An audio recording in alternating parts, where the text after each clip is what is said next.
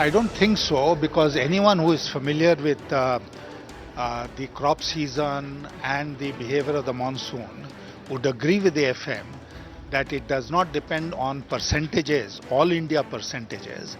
It depends on the spacing of the rains, it depends on the timing of the rain, and even if there is some little shortfall, and if the spacing is right and the timing is right, then there will be no problem for food production. Do you think we have enough cushion to deal with any kind of inflationary pressure? Absolutely, absolutely. I like to remind you that NDA was in power in 2002 when we had one of the worst droughts in our country.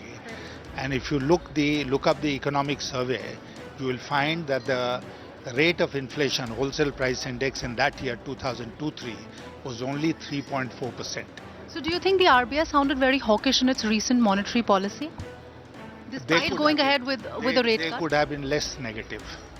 So also I want to ask you, sir, the monsoon worries coupled with the recent carnage that we've seen on Dalal Street and the RBI's hawkish tone, do you think India is getting out of favor as far as the investor community is concerned? No, I think these are all very temporary issues. The foreign investor is much better informed than most of us imagine, and he is not going by alarmist talk by whosoever is responsible for it. So my last question, you said monetary transmission still remains to be a concern. Do you think banks should now go ahead? The RBI has already gone ahead with a 75 basis point rate cut. The banks should now look at passing on this rate cut to the consumer. Most certainly. There is a very good case for it.